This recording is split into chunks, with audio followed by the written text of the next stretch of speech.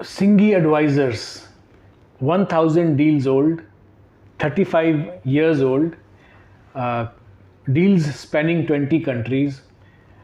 Investment banking is a very powerful space. We just discussed about investment banking in Bombay, Delhi, Bangalore, but that is behind the success of companies. They make companies.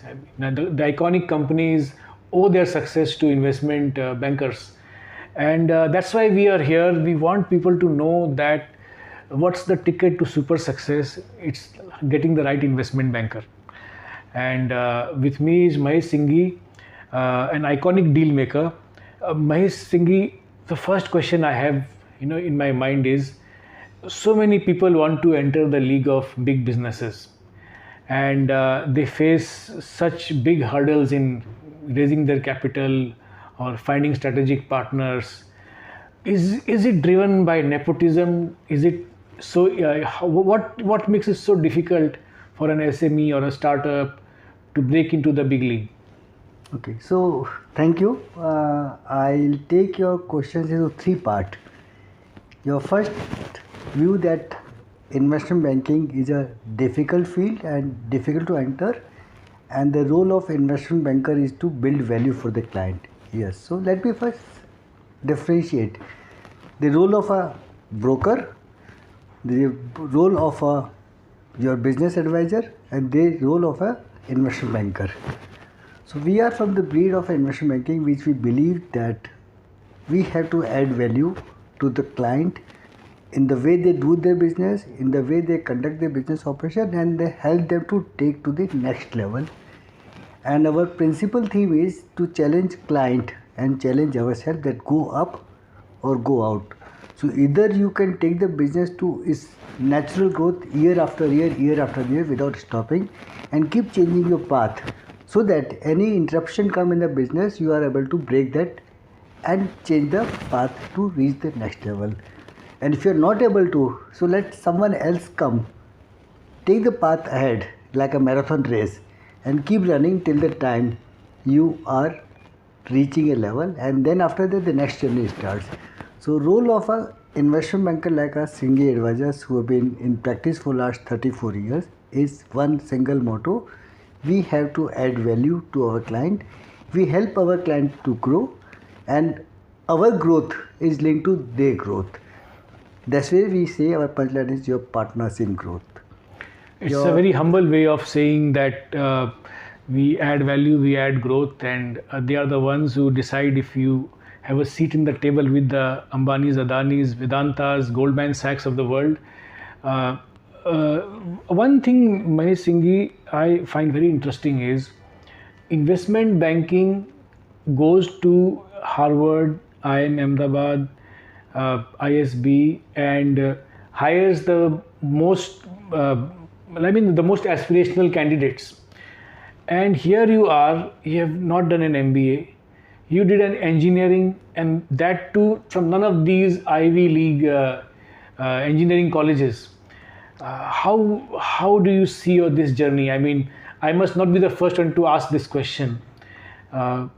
Do people still look at you and say how you made this possible? How do you? Okay. So I'll answer in one simple line, that not all successful businessmen come from Harvard or IIMs or Stanford or any college.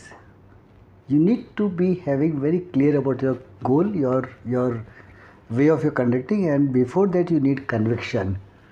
The conviction is extremely important in any entrepreneur journey. I'm an entrepreneur. I am doing M&A activities as my bread and butter, but by nature I'm a risk taker, and the risk taking ability allows us to build faith and the trust amongst our people and amongst our clients. So the talent can be hired, talent can be contracted, employed. Conviction cannot be hired. So when I studied Singhi, I knew that I don't have a required qualification to be in this game of those like blue-eyed men of Goldman Sachs or Big Four or Big Five those days. We knew very clear that if I had to be in a game of advisory, I had to be a differentiator. So how do you differentiate? We are a firm who started from a grass zero level 34 years back. Today we are India's largest mid-market M&A with the 55 professionals. You know one thing, that we have to play it a little differently. The role of Singhi, again as I said from the beginning, that is to add value. We can't add value when we add our own skill to match up with the market requirement. And to be able to do this, you have to be able to hire the best talent. So Singhi contains best of the talent, including from, when you say Harvard or Stanford, yes, we have both pedigrees people team working with Singhi. MBA jo chartered accountant, yes, we have almost 55 professionals. Ability to bring them together in a very seamless way of combining as a powerful platform to be able to advise client is what the platform. What the success of an entrepreneur? So if you are able to get the right people on the table in the rightful manner, integrate them together and give a complete solution to a client, that's where your success count. Just having the right degree doesn't make much difference. See, invariably we come across these stories, this story never seems to age. Dhirubhai Ambani, no MBA. Whatever, Vedanta, Anil Agarwal, no MBA. The best poets, no Shakespeare, uneducated, and Charlie Chaplin, no film institute. So even today it seems to play out extremely well, and maybe there is a reason for it. Maybe maybe somebody who's not educated in that craft can see some big opportunity which somebody with a baggage of education can't. That's a debate for another day. Use the right word, baggage of the education. And if you can share your baggage every day, that's where you really emerge as a professional. We don't carry any baggage. Yes, we carry the responsibility of growing every year, but no baggage. So one of another attribute is, Mahesh Singhi, for those investment bankers, consultants, and corporate executives who are watching this, you have grown from strength to strength even in this last 10-12 years of very trying economic downturns and cycles, pandemic, and you've just grown and grown. How do you make sure that you succeed in this kind of cyclically, how do you survive those bad years and still come out on top? What is the one thing that differentiates you from 80% of the businesses? So to be able to succeed, first of all, you have to take the fear out of your mind of failure. We always believe at Singhi that it's never failure, it's a deferred success. You don't succeed today, no problem, tomorrow is the next day. So what is success? Your ability to achieve some goal first, different than others, and reach the goal. But then your next goal change differently, your next journey is totally different. So success today if I say if I made 1 crore rupees is success, after making that, it's too small, I need 10 crore rupees. Achieved, too small, I need 100 crore rupees. Success is a very, very variable phenomena in the mind of any entrepreneur. Failure is also in the same manner, is a very relative word. So we carry the spirit of a sportsman. A sports person never worried about the failure. They always fight till the last game that they will win. If they lose, it doesn't demotivate them. They will go back, work hard, fight for the next battle and win. And then that goes on. So the life of a Singhi also starts the same way. We are never worried of a failure. We succeed or we have a deferred success. Mahesh Singhi, one of the questions that comes to our mind is कि ये जो entrepreneurs हैं India भर में, उनको लगता है कि यार ये जब हम किसी टॉप बिजनेस की बात करते हैं तो 4-5 लोग ही नाम याद में आते हैं कि भाई यही सब है जिनको बड़ा धंधा करने का मौका मिलता है ऐसा सोचते हैं. और जब कोई पढ़ा लिखा लड़का या ट्रेंड किया हुआ कोई लड़का, somebody who has the management skills, when they try to be a big business house and they have worked with the best, they find it very difficult to enter the area of big business. It appears to me that behind all of these big buildings and big growth, it's only finally a few people who control the strings of who enters big business. But that's a rule of the world. It's a rule of 20-80. 20% people always take the load of 80%. Be it in a family, be it in an office, be in an economic cycle or be of a country or economy, whichever way. That is a fundamental fact. Now, who can break into that 20% league to carry the load of rest of 80% is always a big fight. It's never easy. And no one says that getting into business or getting into big league is easy. You have to die every day to remain alive for the longer period. So if you are again very, very motivated to break into those barriers, I am sure the time comes when the market allow you to find your own path in many differentiated ways, but you certainly get some path. And if you are able to take the path ahead, break barriers every day, some of them will succeed, some will fail. No one knows who will succeed, who will fail. But then, yes, there is an absolute clear path available for someone to reach that level. All the businessmen, be it Tata's or Birla's or Ambani's or whoever is say, or Adani now, they are always small business people originally when you start. And then you break barriers, sometimes last for generations, sometimes within one generation people succeed. Like Ambani family or Adani for that reason, or even for that reason, Kotak in a financial market is a classic example. From a small base to being the third largest private sector bank in India is not that easy, but they succeed.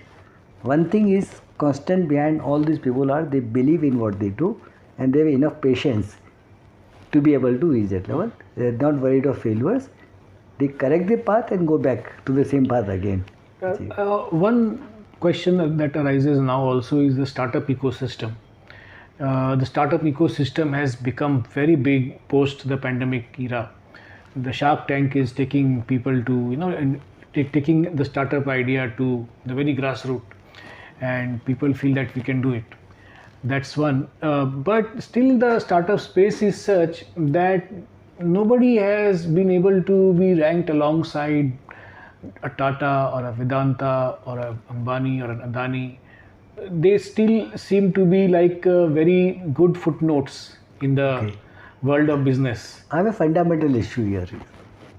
When we say startup, certain rings, some bell rings in our eyes. Say, what is that? Oh, startup is that company invested by so and so fund. That person get this much equity. They are valuable. This company become a unicorn in last 3 years time itself. India is like country of startups. Sorry, every business person is a startup one point of day.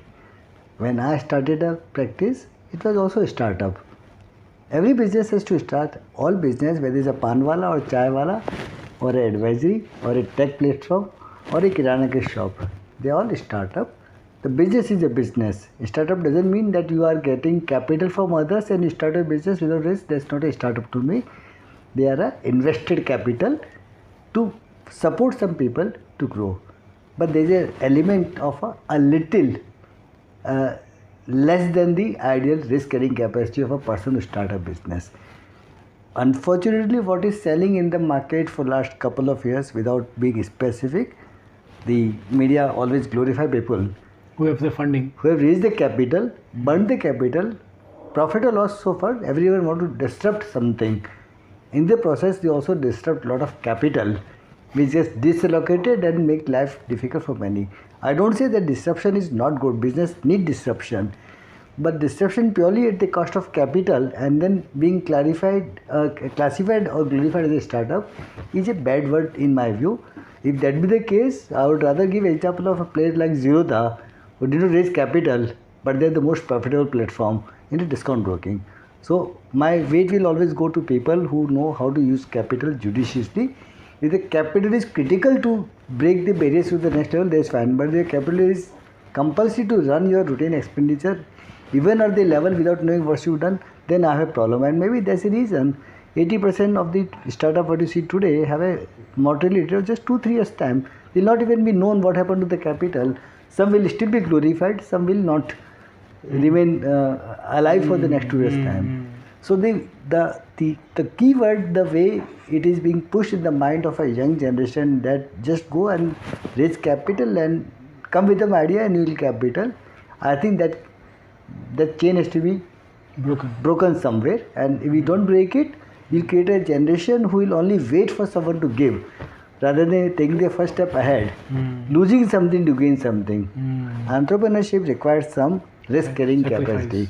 The principal issue of business is not understood that you have to take risk first on yourself, then your capability, then you are losing something which is not otherwise going to a level. Case in example, suppose you are an MBA or an engineer or a chartered accountant, and you may have a starting job salary of say 10 lakh or 20 lakh or 30 lakhs or even 50 lakh rupees, because even IIMs and the college also market themselves as a starting salary package. Indirectly you are pumping in the mind of young blood that getting salary or getting capital is a success. No, it is not that success. Using your capital, using your skill judiciously to build something is a success, and that's where you have to differentiate who is taking risk on you. Risk needs to be returned in terms of reward of success. If that is not done, it's a very. I think that's maybe the fundamentals that we are going back on. In a way, nation building or ecosystem building relies on creating very exemplary businesses.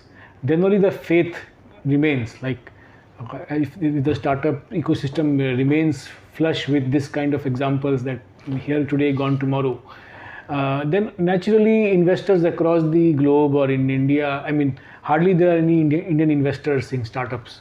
And they are not there enough, because the kind of the hype being created.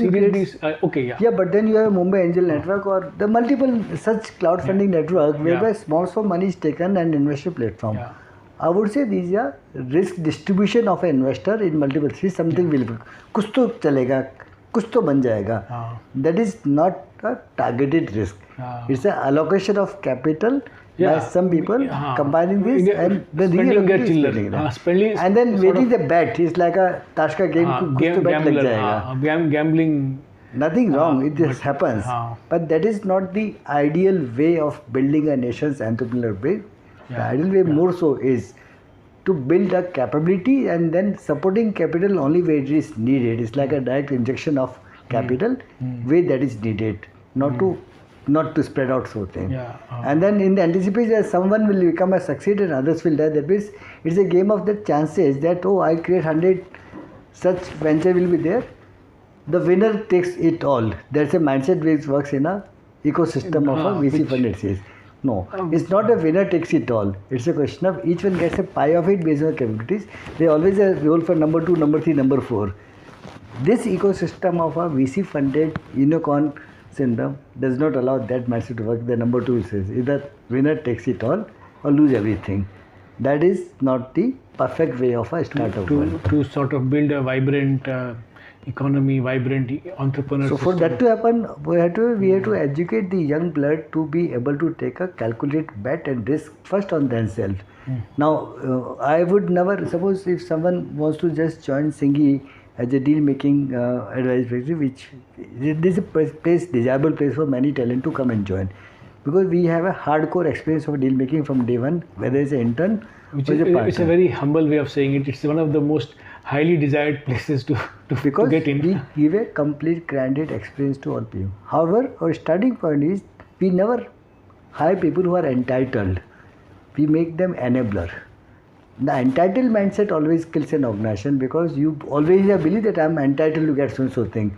Otherwise, there is enough people who will take me. No, that is entitlement. It's like a begda hua bachcha. We always believe that be enabler. Come with something and add something, give something, get something. I think it's a very, very difficult space to navigate, because the moment somebody acquires some success or some education, some learning or some network, a sense of entitlement creeps in. And if you don't do that, anyway, the person is not empowered. That happens to countries, that happens to organization, that happens to individual, that happens to even your family member also. The moment the entitlement comes in the mind of people, it's a starting point of falling down. You can't be entitled. You have to fight for a day, every day. And it's not that I've done enough work 10 years or 30 years back, so I should survive for the rest. No, sorry. Even to survive today and be relevant for the tomorrow, you have to work hard today. And that we are never forgetting. We still believe that. There is a rule that we were discussing before the interview, 70%, the rule of 70 that you practice at Singhi Advisors. So you say 70% people who approach you, ki bhai, take our mandate, get us some mergers and acquisitions done. 70% of them you say no, and then you said, I think there's a reason behind this. Yeah. What do you don't take all choices in your life. You filter out. You don't take, when you go to a dinner room and there's a buffet, you don't eat all foods. You choose. You take only what you can justify or digest well. Same way, when we are into world of advisory, it's certain that in 34 years you're doing the same thing. We have a strike rate, very high strike rate of a closing deal. There is a reason behind it. The reason is not that we take everything. The reason is first, we are very choosy in what we take. And that's your first 70 come that we, 70% of the time when some lead inquiry or transaction come to us, we first say no because we believe that we can't add value or the mismatch of expectation or something which will allow us to not to go ahead. The 30% which we take has to convert 70% strike rate. There is a rule of second 70 that our strike rate has to be 70%. That's a filter we create that, once we take 70% chances that will succeed the purpose of the mandate has been taken. 30% doesn't mean it's a failure. At times in a kind of field we are, it may fail because of economy, market condition, even the client themselves might change their time or some disruption like COVID, everything can happen. But that's part of the game. The industry strike rate is just 10-20% at most. We maintain that. Oh my God. Then the next 70 is that we need to have a 70% repeat business for the client or the other side we work with. So why we create this filter? So that we are very clear that we need to be relevant at all times, and when we can say no, that means our yes has a value. The yes will have a value only when we can. Yeah, I mean, it's very striking, as you said. The industry benchmark for a deal to be converted, to be fulfilled, the lead is 10 to 12% is only 10-20%. And you're saying that the moment you accept to lead a deal, to take a mandate, out of that 70% of the time deals go through. Next 30% of the times, sometimes clients back out, something or the other happens, there is some disruption. So it means that if you see a deal is viable, then only will take viable. And then you say that roughly you feel that okay, the moment you accept a deal. Once you say, it's like a surgeon's role. If a surgeon who is a laboratory surgeon takes up some operation and they know that their operation also at the table. Yeah, they can't go wrong. They'll try their level best. We have our punchline because our logo is well mentioned where deals get done. You have to live with this punchline. We have to be very clear that yes, we will make it happen. Yeah. It must also be because in a way maybe you're an outsider in the world of business. You are from Rajasthan. You don't come from any business family. You don't have the IIT club. So maybe you have to be 4 times smarter than, let us say, somebody who... I think everybody is smart. It's not a question of being smart. Smarter or more result oriented. Being smart and being... Because you'll not be forgiven. I mean, let's say if somebody comes from like one of the investment banking, started with a pedigree and stuff like that, if they fail, they'll probably have a second chance going somewhere else. So, but let us say as an outsider, you have to be more... Yes, so there's a reason. We have to be on the toes in this world. You are not on the toes, you are just getting the past benefit today. That's not good to say. So you use the word smart. Being smart is a compulsion in the industry or the business or in the profession. That is the thing. But only being smart doesn't take you anywhere. It has to be, you have to be very, very, very, very hardworking to be able to use your smartness into a desirable result for your client. There is no substitute to hard work. Third thing, if you are smart and hardworking, but you can't know where to stop, then also there is a problem. That means you have to be fearless also. So the fearless mindset with a smart attitude, with a smart approach, and being hardworking to the core to be able to deliver results, together only you can deliver desired results for yourself and for the client. And there is no shortcut to this. And it's not that you have enough goodwill so you will now last ever. No, you have to break yourself every day, to reconstruct yourself every day. The construction starting point is a destruction. You don't destruct, you don't construct anything. So we have to destruct everything of our own, some skills. To rebuild ourselves. To rebuild ourselves and construct for a better tomorrow. And that's a constant phenomenon. You can't change that. One of the things, Mahesh Singhi, which we wanted to discuss is that let's say, when you are not successful, when you are still trying, the thirst of success keeps you alive.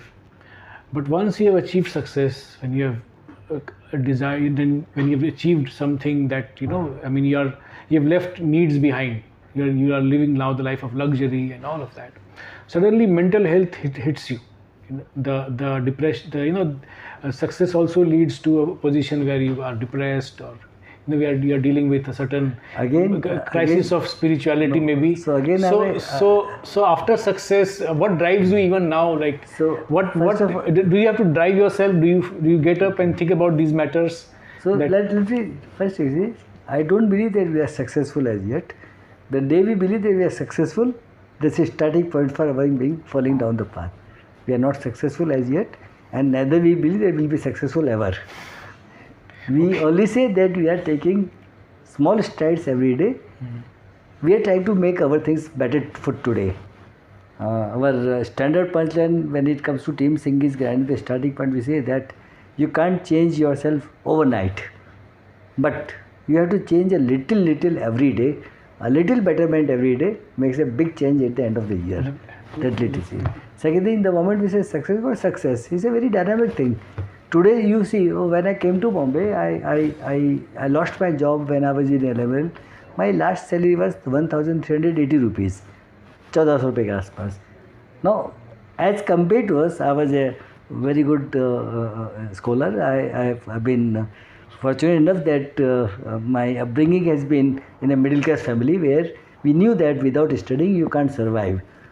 However, when I came to the real world of a corporate job synthesis, I realized that as an engineer we didn't have much value. My peers or my friends were much less than me in terms of academic record or so-called intelligence. Some of them became CA and they were getting 5,000 starting salary at that time. I mean, I say in 89 when I started. I realized the world is uneven. There were only two paths available: to accept that unevenness as a permanent part or work around that to make it better. And that's where the game of a differentiation come in the picture. I realized that if we are not doing things differently, you will not be counted amongst others. And that's where I came to Bombay, started Singhi. It was Singhi and Associate that time. With the time we changed our practice from project consultancy, then moving to project finance with project consultancy, then moving into project finance consultancy with equity market, then business restructuring, and then M&A. So this has been a journey, constant reinvention. And when we entered the so-called elite world of M&A advisory or investment banking, so to say, since 98, I would say, it's been almost 24 years, is a single product company.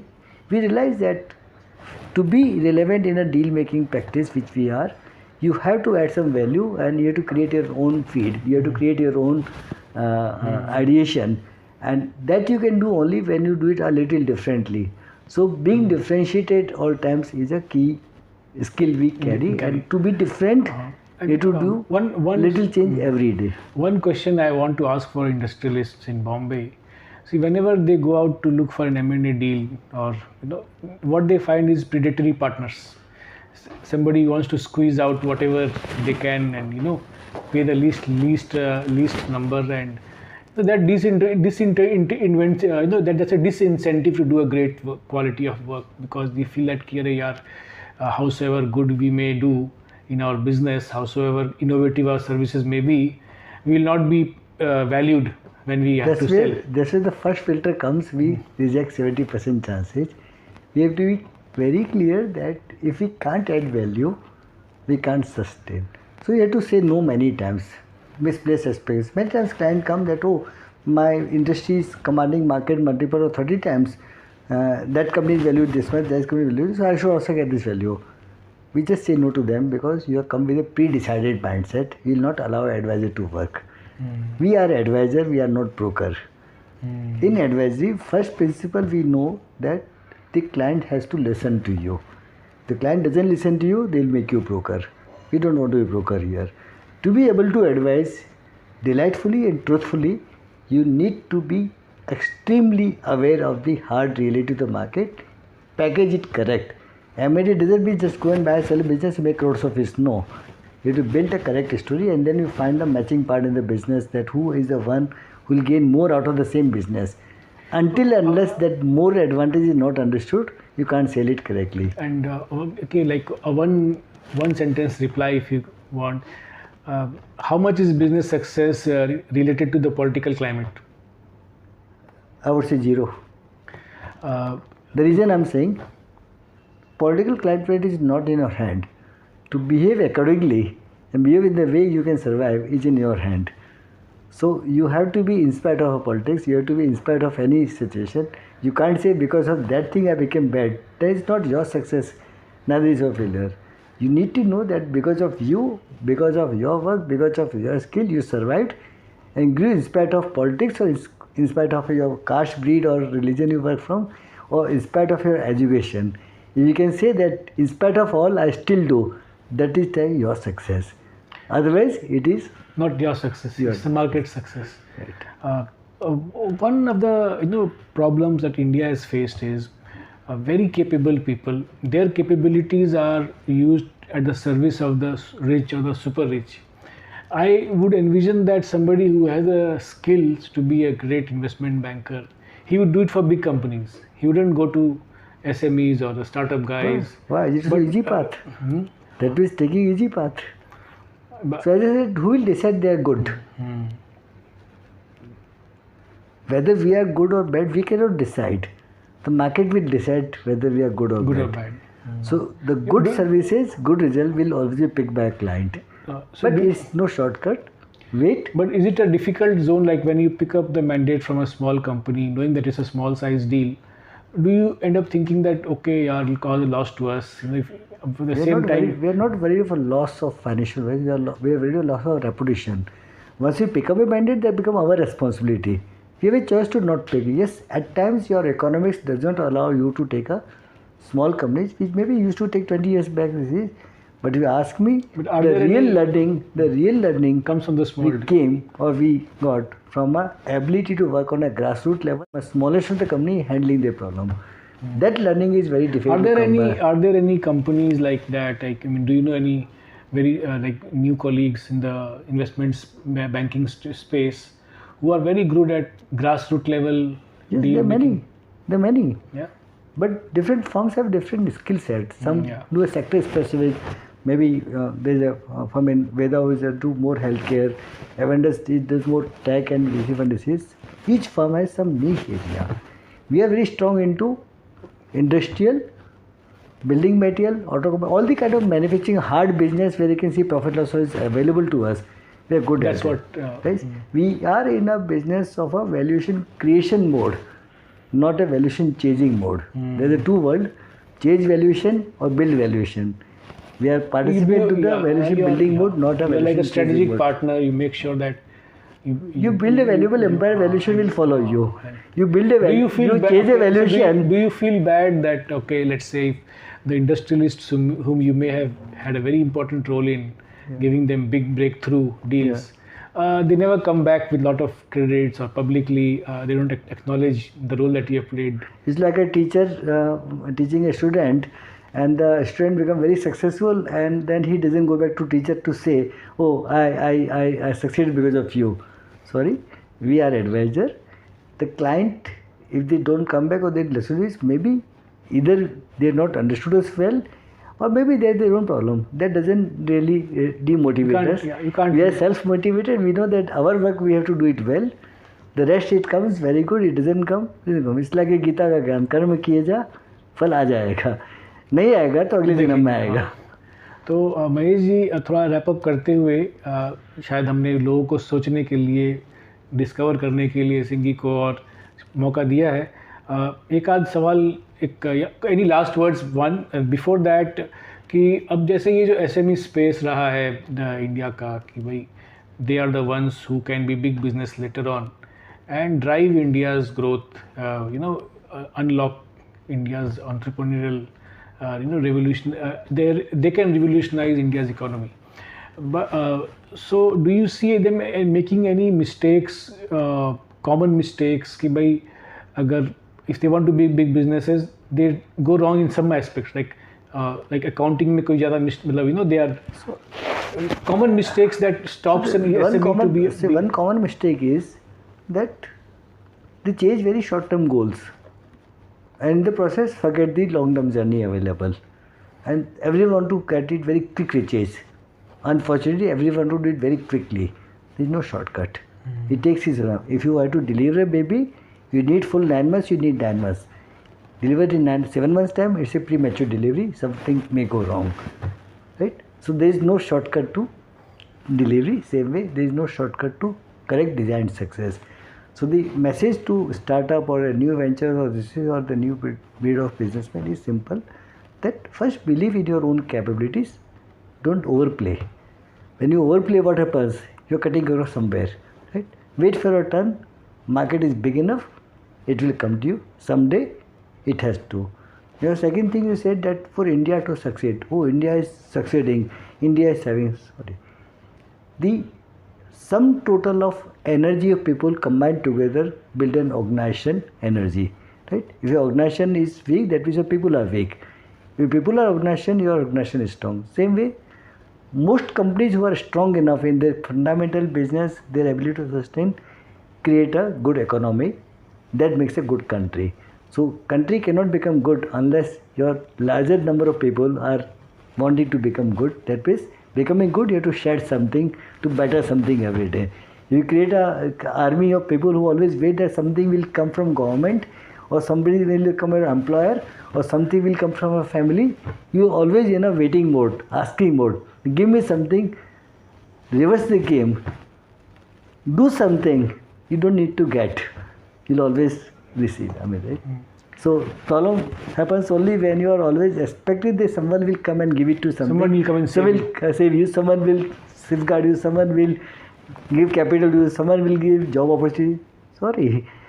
If you feel that you are here and good to where, you start creating a situation where you start giving to others. The moment you start giving to others, what happens? You by default grow. You are also called into the As system. I said, I am an advisor. The day I believe that a client is giving mandate to me, I'll get eliminated because they are giving to me. The day I believe that I am an advisor, I have to give something to client. What I can give? Only good advice. The day I have a mindset to give, I'll always get my rightful thing. If I go with a mindset to get, I'll always be labeled as a broker, go out of the market. So give and get is a life which always try to give to your family, give to your friend, give to your company, give to your country. You always get it back. Don't give, not get. So I think we've covered a lot of ground in the limited space that the video allows.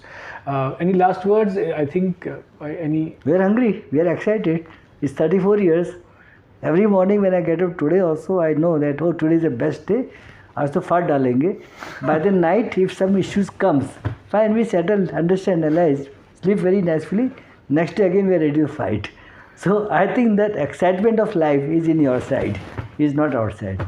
Feel excited, feel very happy about what you do. Never shortchange yourself.